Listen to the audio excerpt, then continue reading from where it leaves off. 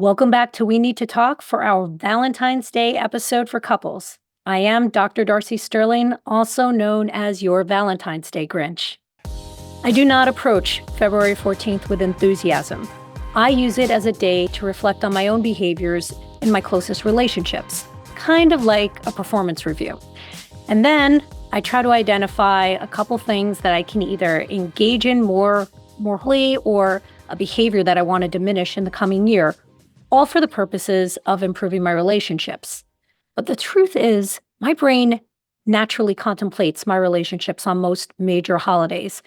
And I am a fan of holidays. I love to feed people. I adore my friends and family, and any opportunity to gather with them gives me immeasurable joy. So even though this is sort of a regular exercise for me, there is something distinct about my feelings for Valentine's Day. I just like the commercialization of love and the burden it puts on good partners to spend money unnecessarily.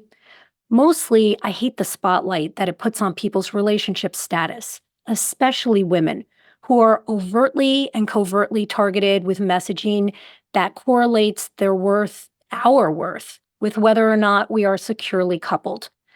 I am a relationship therapist who does not believe that everyone needs to be in a relationship. They're not for everyone. I think everyone should have some relationships, but I don't think a monogamous, intimate, committed relationship is a universal necessity. That said, it's a bit ironic that my least favorite holiday winds up being the one that we record 2 episodes about. Last week, we covered navigating Valentine's Day as a single person, and this week we'll cover how to handle this time of year as a couple.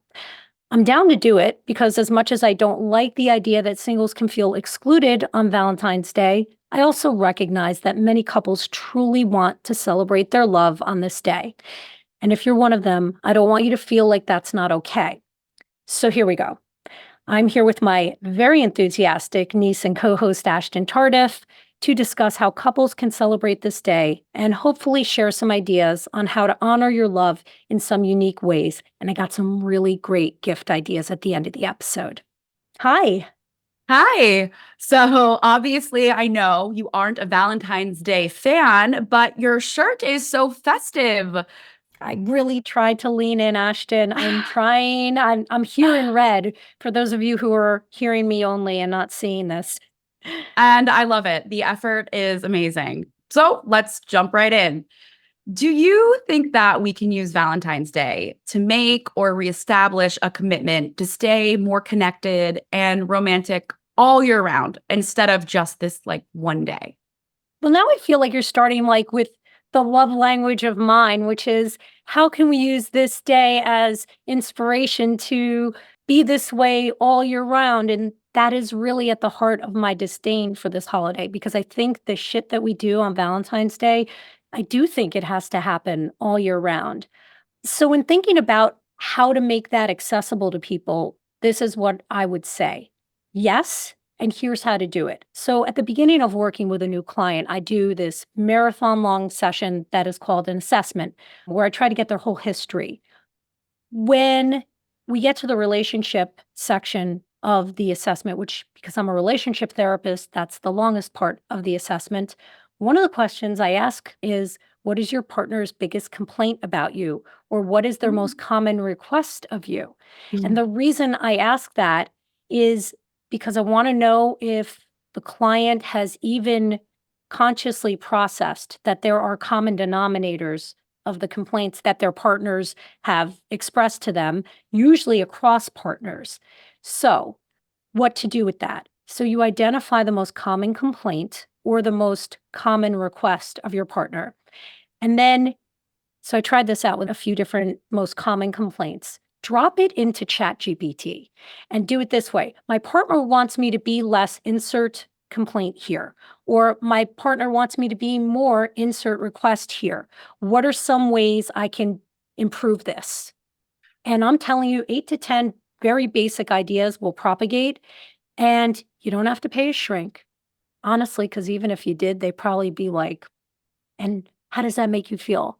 And I don't mean to be I don't mean to be shitting on therapists, but sometimes we just need actual feedback and advice. And ChatGPT can do that for you with respect to this. Okay, interesting. But let's say we're rock stars in our relationship year round. I mean, obviously no one's perfect, but isn't it nice to have an occasion where things can be extra special? Absolutely. Absolutely. For sure. I am fine with Valentine's Day, particularly for people who are conscientious throughout the year. What I don't like about Valentine's Day is the relationship equivalent of the weekend warrior workouter. You know what I mean? Where they hit it hard on the 14th and go back to Mhm. who they were on the 13th, on the 15th. That is the thing that I object to. So if you're going to bump it up on this one day, yes, by all means. And I had never actually thought of it like that. I love that idea. Just bump up the love. If Mm. this is the day that you're showing it for the first time, you got some thinking to do. Ooh, yeah, which is a great segue into the next question, which unfortunately I feel like most of us have been privy to is if you're dating someone, or maybe if you are a generally unromantic person, how do you recommend that they tap into their skills to make this day special for their partner? Because I do feel like romance is something like you're either inclined to or you're just not. You don't have to be Romeo on Valentine's Day. I am not a particularly romantic person, so I can empathize with and identify with people who don't feel particularly romantic. Think of Valentine's Day and the gift, less about being about the gift and more about showing your partner that you pay attention to the things that they like and dislike, similar to people whose love language is gifts. I'll tell you that the most important relationship skill, and this kind of kills my soul a little bit, it's not your communication skills. It's not your conflict resolution skills. It's not the extent to which you know how to tap into your emotional intelligence. The most important relationship skill is literally called knowledge of partner. And what that means is how well do you know your partner? Valentine's Day can be viewed as an exercise in demonstrating to your partner how well you've paid attention throughout the year. I think if Mm, we zoom in and focus on it being like that, the gift takes care of itself. So, what is your partner's favorite pizza topping? What is their favorite music genre? What is their favorite recording artist? Their favorite movie? Their favorite author? Their favorite book? Their favorite hobby? Hone in on those things and then make that part of their gift. mhm. Demonstrate that you paid attention to those things in the gift that you give your partner or the experience that you give your partner. So you really don't have to be Romeo. Steph and I are not particularly romantic people. We're kind of concrete, very pragmatic people who have compensated for that deficit by having a section in our phone called gifts. And throughout the year, when one of us is like, oh my God, look at this cute thing on Instagram, the other pulls out their phone and writes it down so that Ah, when the holiday comes up, we're not left empty handed and we have some ideas and we don't have to turn to the other and ask them, what it is they'd like for the holiday. You don't have to write the perfect card, but you should buy the newest book released by your partner's favorite author, for mm. example. You don't have to be a poet, but you have to put some thought into this day. And that makes a lot of sense, which actually reminds me of last episode where I really just kind of came to the realization that love is just mindfulness and just like keeping your person in mind almost all of the time, but especially, if this day is important to them, remembering those small things, those small comments they make. Like it feels so amazing when honestly anyone remembers something that you say or something that's important to you. So there can be a lot of pressure, obviously, around this holiday, especially for special occasion sexual acts and fantasies. So, Mm. I feel like there's two occasions where this comes into play, and that's birthdays. Oh, maybe three birthdays, Valentine's Day, and maybe like anniversaries. So let's say someone has a kink and maybe it's not shared with their partner, but their partner will indulge them on quote unquote special occasions. You want to be tied up, you want to go full 50 shades. You want to do something that I, honestly don't want to go into detail about because there's like crazy thoughts in my head, but you get it. I love the idea of a sex gift on occasion Hmm. when it's a kink, okay? Let me just be clear. Birthday blowjobs, I hope your father's not listening to this. That is the reason why men don't want to commit, in my opinion. That is what I've been told throughout the Wait, years. No, what do you like mean by that?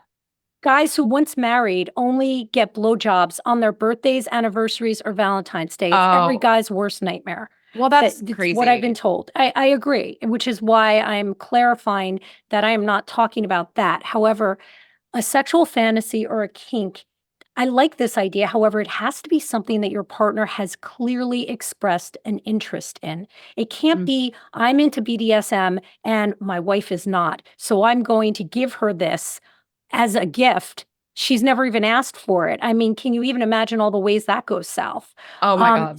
Has to be something that the person has clearly expressed an interest in, and I would say more than once. And what I would say is rather than facilitating it, so let's just say we're talking about a three-way. You don't set it up for the partner. You simply write in a little card, a cute little coupon. You clearly state what it is you're willing to engage in, and that way there's no confusion. You know what I mean?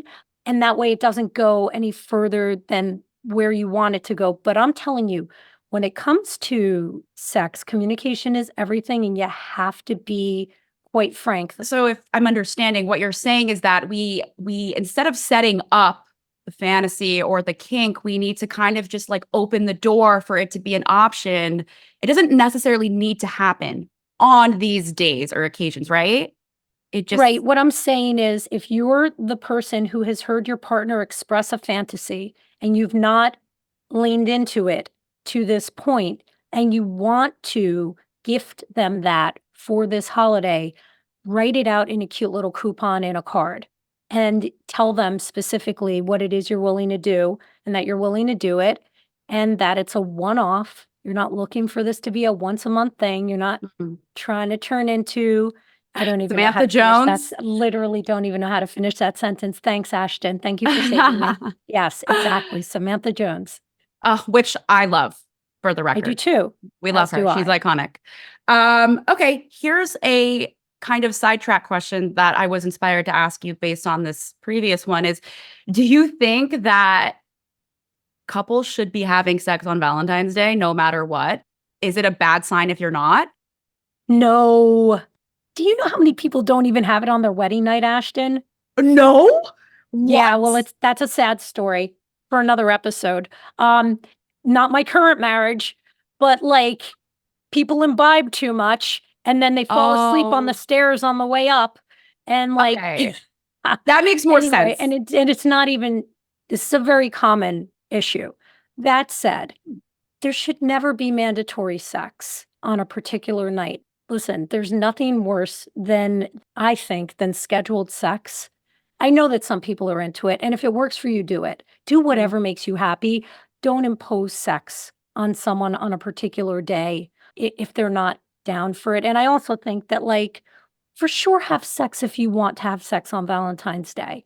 Also, there's always the next day. There shouldn't be a mandate for it, I don't think.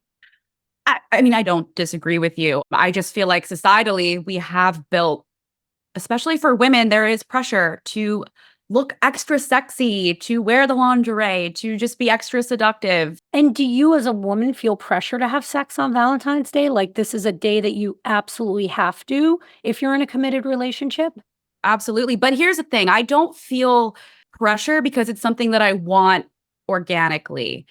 There really isn't any situation or scenario, well, on Valentine's Day where I wouldn't want to have sex with my partner unless something uncomfortable happened or the night wasn't great, just Like not you a had a great fight. situation. You had a Yeah, fight. well, sometimes that even leads to even better sex, makeup sex, but just yeah, if things aren't feeling right, vibes are Right. off. Look, I dislike the holiday because I don't want to be told I have to perform romance. Others shouldn't feel like they have to perform sex. Mm, okay. But do have sex if you're in a committed relationship, unless that's part of your jam and the agreement. You Yeah, have to have sex. If you're in a committed monogamous relationship, your partner is required to not get their needs met somewhere else. So, we gotta be having sex, people. Sorry. Or or make sure that that's a part of your relationship agreement. Okay, so if this day is really important to us, which I feel like for a lot of people it actually is it fair to expect our partner to deliver on all of our expectations? If you've expressed your expectations, Mm, you have to tell them they need a roadmap to know what to do. There's no universal way of how to show up on Valentine's Day. I mean, sure, the chocolate and the flowers, but the point of the matter is that every person has their own preferences for how they want their partner to show up on that day. mm, And it's important when you have preferences to express them. And if you're the partner who has not heard preferences, shout out to men. Ask your partner, hey, Valentine's Day is on the horizon. It's tomorrow, by the way. But, it's a little, and maybe it's not too late. It's not too late. It's the day before. Ask your partner, use this as a gentle reminder to ask your partner, how would you like Valentine's Day to go? What would you like ideally? If I could grant you any wish, what would it be? mm. And that is a great point because that's something that I feel like I've personally struggled with in newer relationships. And a lot of people also struggle because they're not sure, especially women, how to bring it up because It's so awkward. it's almost like, oh my God, it's our first Valentine's Day together. And you get your hopes up, but you don't want to. And then more often than not, you are let down, which I have been there, folks, several times because you would think it's common knowledge for men to But understand. it's not common knowledge. We all come from different family histories and different places and have different experiences. Our worldview is so informed by our early years. So nothing is universally understood. The feedback that I'm giving is very much a Western American cultural vibe. It's the only culture that I've been exposed to that I feel that I can speak to with authority. So my experiences are going to color my feedback, of course. Yeah, I have a slight rebuttal here just because I'm sorry. Like, if you are a man and you are in a relationship with a woman, again, I'm speaking to hetero couples because I'm a hetero woman. To me, it should be a no-brainer to at least get her flowers. I Oh, of don't course. No, that's no, there has to I'm sorry, I didn't so here, you think you were communicating crystal clear, and maybe you were, and I'm a little dense, but I didn't understand that that's literally what you were talking about.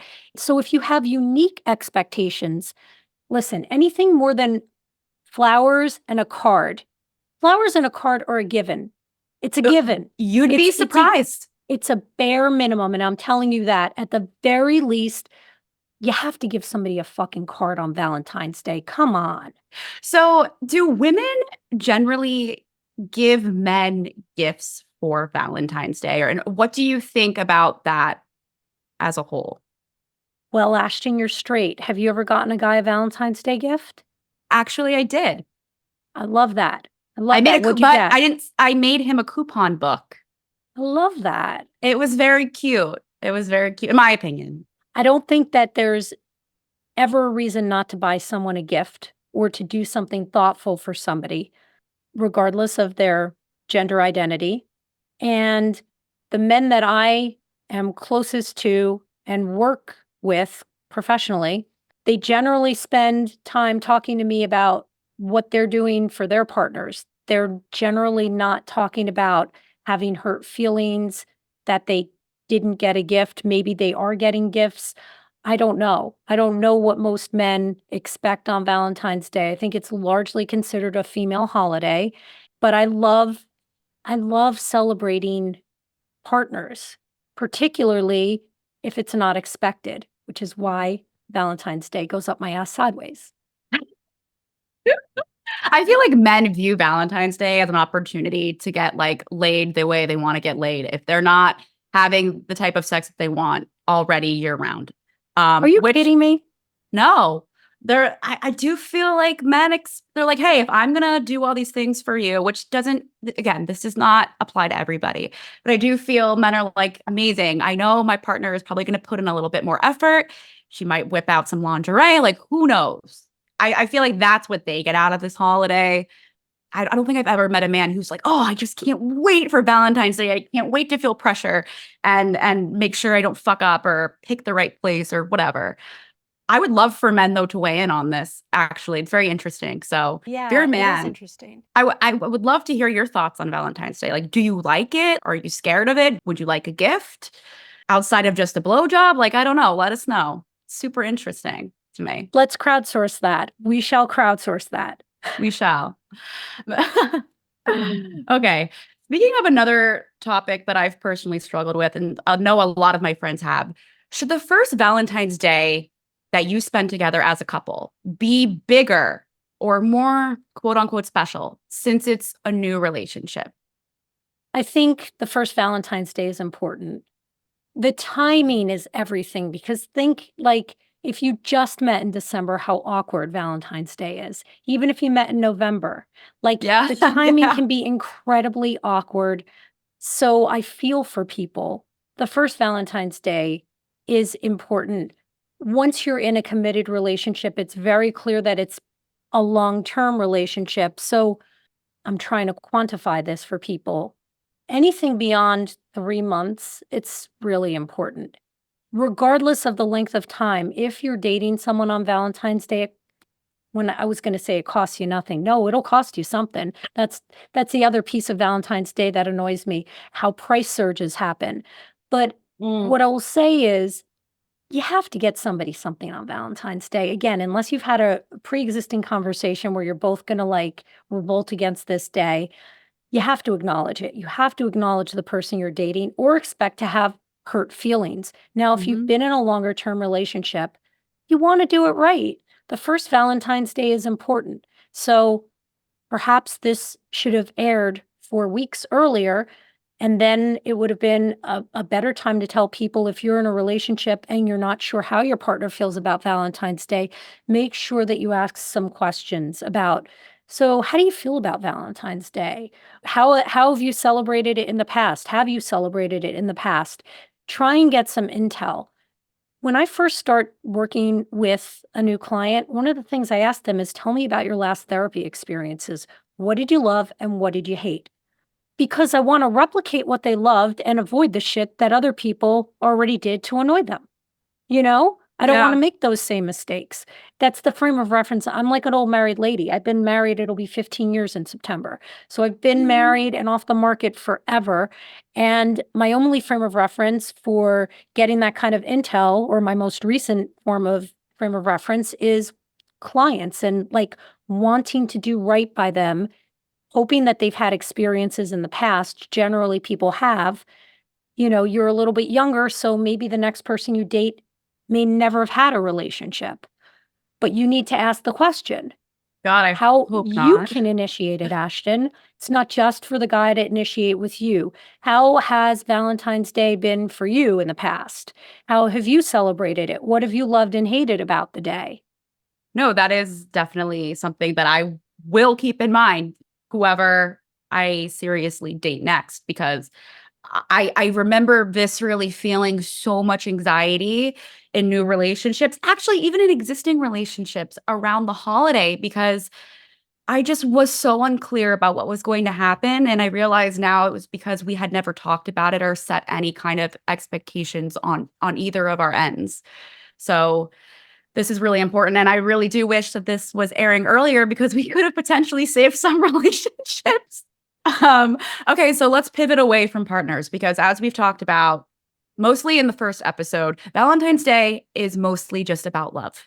Doesn't have to be just for your partner. So how can we make this a kid-friendly holiday and include your children? And I had mentioned last episode as well that my stepdad every year sends me flowers, which means the absolute world to me, but, like, how can we do that for, like, other members of our family or if there are children? Yeah, I love that. So, why I love that is because we learn as children how to approach holidays. That's how we learn how to approach holidays. So, I have a quick question for you. Do you usually buy your mom flowers or a Valentine's Day gift? No, I do not. Should Okay. I be? Yeah, for sure. Really? Absolutely. Oh my God, at a bare minimum, you I'll go to Val. text her No, no, no, no. No, or Ashton. call her. Yeah, back it up. Go into any drugstore and look at Valentine's Day. You've got for my girlfriend, for my partner, for my wife, for my mother. Full stop.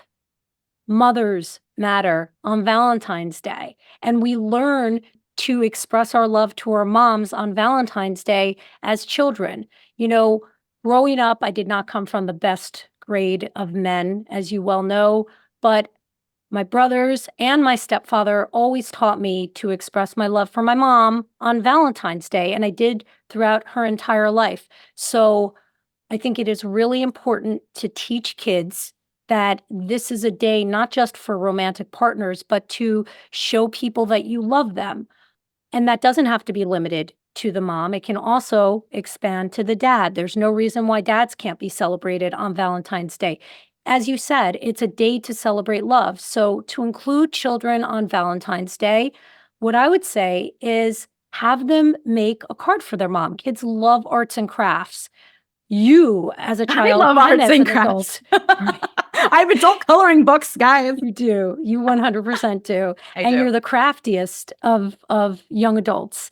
You love to make things. You really are very creative. So send mom out for a mani-pedi, dad or mom, and have a craft day with the kids and make mom some really pretty cards. And when she comes back, there's some cute cards from the kids. And that gives them something to do with the holiday. It makes them feel included. It teaches them that Valentine's Day is not just for intimate partners, that it's also to express your love for everybody.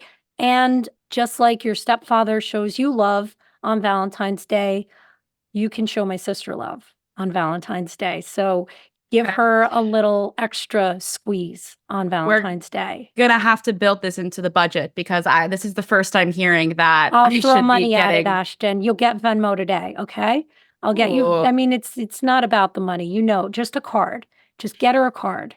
Okay. Well, my Venmo will also be in the show notes if anyone would like to contribute to my mother's Valentine's Day and mine as well.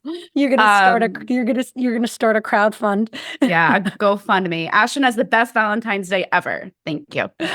Well, speaking of that, is there a way to take money out of the Valentine's Day equation? So like doing things that are romantic or thoughtful without, I guess, the arts and crafts card element. Like let's go beyond that without needing to break the bank. So how to bump it up without Right. a homemade card. Yes.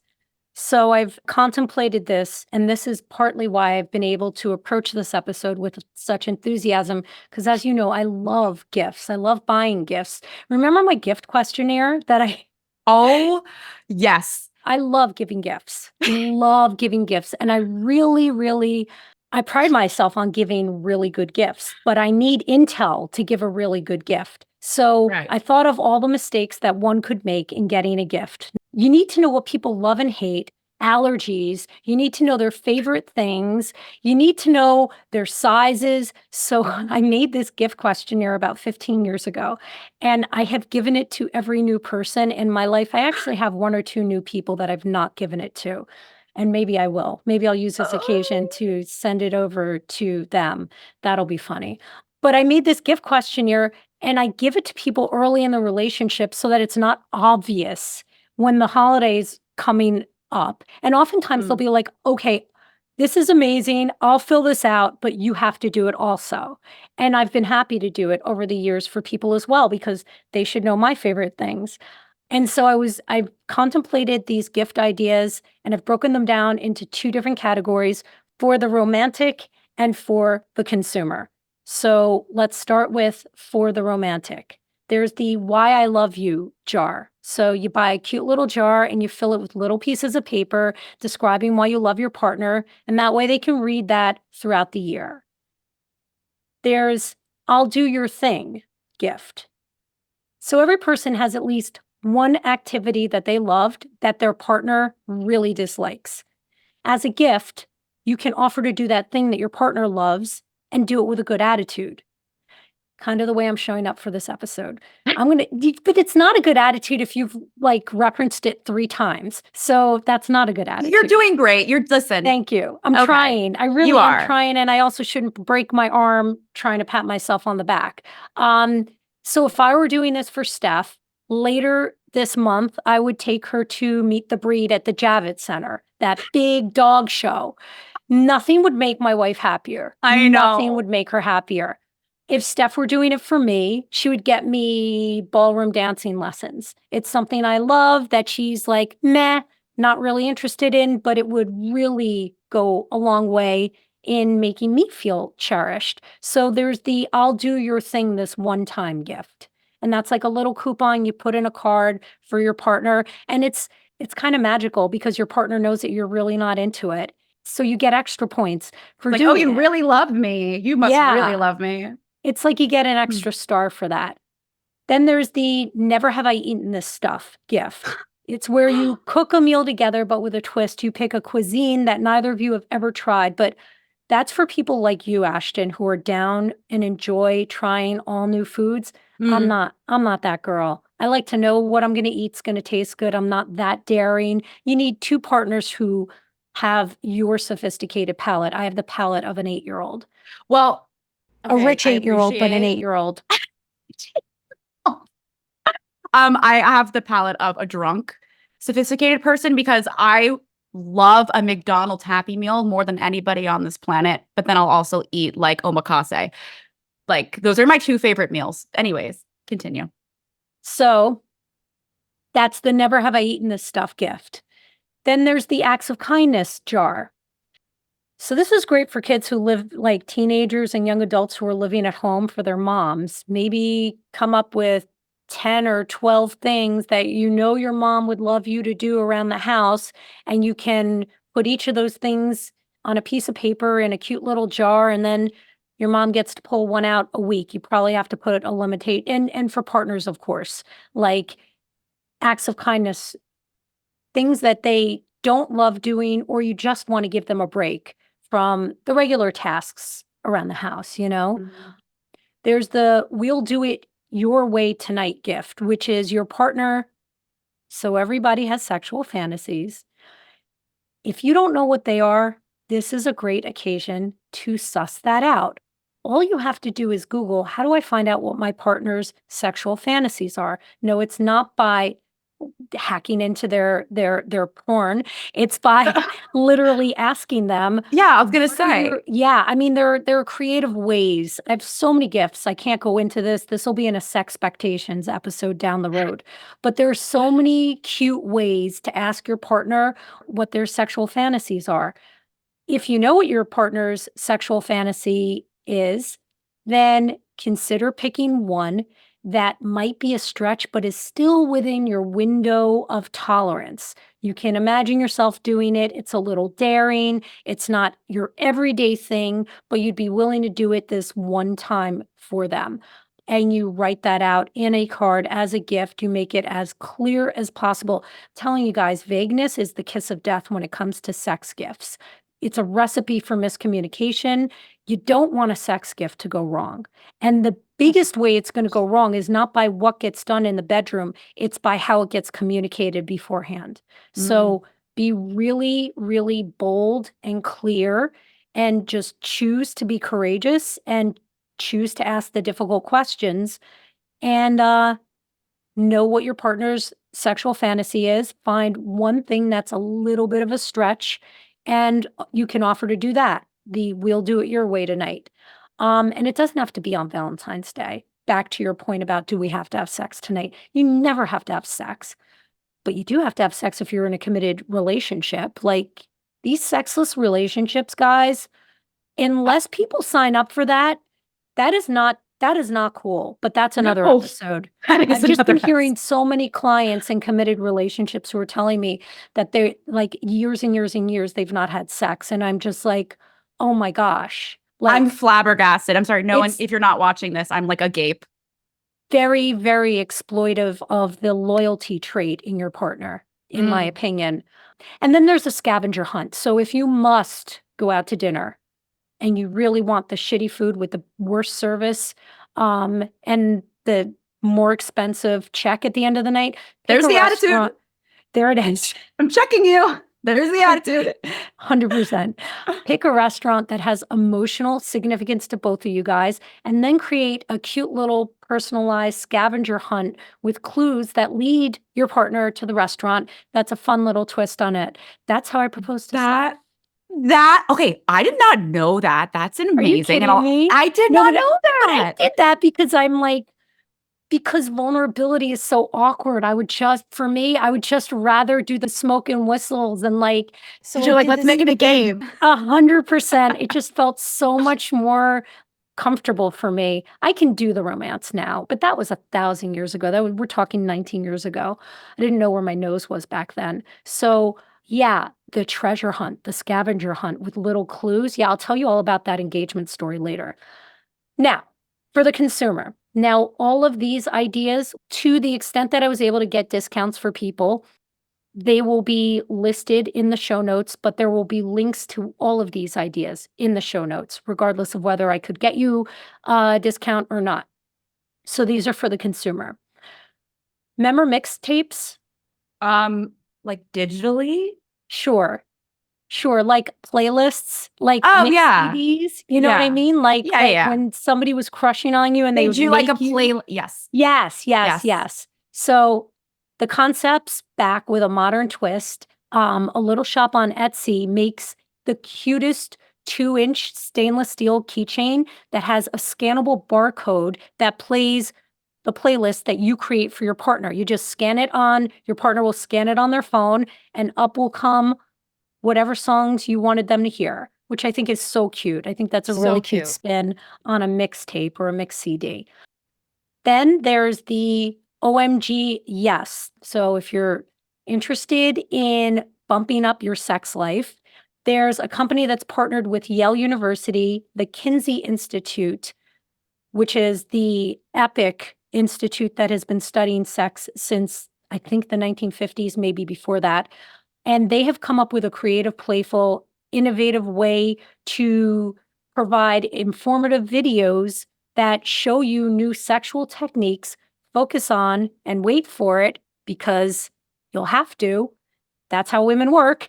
It focuses on female pleasure. So they're all female oriented. And so partners can watch these together. It's called OMG Yes, the company, and there will be a link in the show notes to that company. You can buy a subscription, and that's a lovely gift idea to just spice things up in the bedroom. For the stargazer, outdoorsy type of person, if you're somebody who's like into astrology or loves the outdoors or just a romantic, pick a calendar date that has like emotional significance to it, and you can treat your partner to a hard copy print of what the cosmos look like on that special date. And then they can print it and frame it. Love that. Not too interested That's in so that. cute. No, I actually do because I love astrology. I was just thinking in my brain that would be a great gift also for like parents. It's just super sweet. I don't know. It's cute. Yeah. Yeah. If your partner is a lover of books and you think your partner might be into reading erotica, there is a book that also won the Nobel Prize in Literature in 2022 called Getting Lost. And the reviews are amazing. It's erotica? It's erotica. It's called Getting Lost. The link is in the show notes. I will be reading that this week. So will I. What? Well, there's one more that I have a link in the show notes to. So for my sober friends, if you either just don't want a hangover or you're sober, you need not go without a treat on Valentine's Day or after any long day, I have found a company called Curious Elixirs. And these drinks, they come in like cute little beer-sized bottles. They are filled with adaptogens that are supposedly great for stress. It scratches my itch on my non-drinking nights like nothing else. My favorite is number 4. It's literally healthy for you. They don't taste like alcohol, but they taste amazing. Curiously so. So, Curious Elixirs, that'll be in the show notes. I know. Oh my God. Then I've got 3 that I don't have links to. These are more concepts. So, the birthstone bracelet. If your partner's into jewelry, hop on Etsy and order a bracelet with both of your birthstones in it. In the event that you guys decide to get married or you multiply, you can add each of your children's birthstones to the bracelet over time. It's a real sentimental thing. Most women would swoon over it. And it doesn't have to break the bank because Etsy has made things so affordable. Then there is the Manscaped grooming kit. You can speak better to this than I, but if you're dating a man who's into grooming, consider a Manscaped grooming kit, but only if they're already into grooming because, and I'll explain why more later, we don't want Valentine's Day to feel like you've given them a gift as a veiled criticism of them. So you have to make sure that the guy is aware of his hairy back and down to have it ripped off or buzzed off, however one does that these days. Things I don't discuss with my clients, my male clients. And then for the drinker, there is always the nice bottle of bourbon, which all the cool kids are drinking these days. You know, just Google one of the better bottles of bourbon and get the guy that. Yeah. Or wine. We love wine. Anyways, that's my contribution. Oh my goodness. So, and that's it. Those are my gift ideas. Wow, that was wonderful. I mean, I have no one that I need to buy a gift for this year, except for, I guess, my mother now. That's right. That is very good to note. And I'm sure this will be very helpful for some people because buying gifts, especially for men, is nothing short of like an Iron Man kind of Olympic challenge for the most part. I mean, at least in my experience. Back to gifts. So are there any gifts that you feel are generally off-putting and that we should just avoid? Just always avoid. Yeah. I wish I could say that I was giving you these examples based on what clients have reported to me. They're my client fails, but they're actual personal fails. Yeah. Long time ago. As most of my relationship advice is rooted in, not only in theory, but I've made the mistakes myself. Gifts of self-improvement that your partner hasn't specifically asked for can land as a crushing blow to their ego, and it can feel quite critical. People do not want to feel like projects. They don't want to feel like you're dating their potential. Everyone wants to feel like they're loved for who they are. And so avoid gifts of self-improvement. So, for example, a couples workshop, a relationship course, any trait in your partner that you wish wasn't there, don't get them a gift to fix it. Sex gifts that your partner hasn't asked for, because that imposes on them this pressure to do things that they may not be ready for or may not have any interest in engaging in.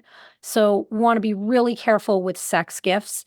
Any gift that will feel like you're giving them a makeover you want to avoid. So do not get a woman personal training sessions.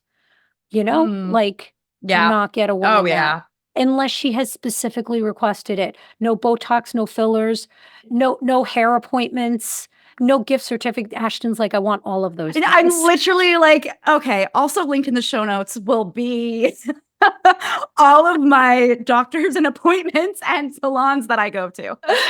Oh my God. Also, new wardrobe. Yeah. Really? Yeah, I did that. I did a whole wardrobe. But what's wrong? Oh, a whole because wardrobe. I did. It was the holiday. It was Hanukkah, man. 8 gifts and it filled up a nice big box, but the subtext to it was you dress like shit, which was he did. That? Oh, okay. Yes. There we go. He did. And I never had said that directly, but I didn't have to after Hanukkah that year. And let me tell you, I wounded him, and I'm sorry that I did. But, you know, I was a kid. I didn't know. Like, stop embarrassing me in public. Politely. Basically, I was like, can we dress a little bit less 1980s? I'm trying to think of like Miami Vice is what he used to dress like. That fucking killed me. That crushed my soul. Now, would it have been bad if instead of getting him the wardrobe, you just got him a gift card to a retailer where he could not find anything that is reminiscent of Miami Vice? I'm a Virgo. I'm a control freak, and I didn't trust that he wouldn't find a way to fuck it up. And also, I felt like a gift card felt really impersonal. I wanted to do the hard labor because I didn't think he would invest the time in doing that, which he wouldn't because there was nothing technically wrong with what he was doing. It was just a matter of my opinion, which I stand by. But it was not a nice thing to do. So let me be your cautionary tale. No wardrobe switches for people. Okay. So that's Fair. it. You basically want your partner to feel valued, appreciated, and loved for who they are today, and not feel like there is this subtext of you're not good enough. Right. So now that we've covered a lot in this episode about couples, do you know what you're doing for Valentine's Day? Yes, I do, Ashton. Yes, I do. I am cooking Steph's favorite meal. I've already ordered her garden roses, which are her Aw. favorite flower, and I've already ordered the card. I order the cards because I will forget to buy it. So I just go on Amazon and I find the card that I like and I just have it delivered here. So I should have that. We're filming this a few weeks in advance. So yes, I know exactly what I'm doing. Wow, that's great. You're ahead of the curve. I know a lot of people procrastinate, so Well, we had this don't do that. this whole episode and the one before so far in advance that I Yeah. felt like, gosh, maybe this is my not so gentle reminder to get my shit together. So that's it. You're welcome, because I know that this was my idea because you're so vehemently opposed to this holiday, but hopefully these last two episodes have perhaps opened it up more to not be such a pain point, irritation point for you. Ashton, you're absolutely right. It needed to be done, and I appreciated your sage advice. Every now and then. And with that, would you please read us out? We Need to Talk with Dr. Darcy Sterling. It's a Sterling Standard production. This episode was produced by Darcy Sterling with editorial support from Vicky Vergolina. Editing by Bart Miguel. Our theme music is by Trending Music. Special thanks to Amanda Christiani, Preston Smith, and Stephanie Sterling. We are ready to start booking guests on the show, so if you've got a guest suggestion, please email us at darcy@askdrdarcy.com. Please follow us by searching We Need to Talk with Dr. Darcy Sterling wherever you listen to podcasts. If you have a question you'd like for us to answer on a future episode, please email us at darcy@askdrdarcy.com. We'll be back on Tuesday with another episode packed with relationships and dating hacks that have nothing to do with Valentine's Day. You're welcome, Darcy.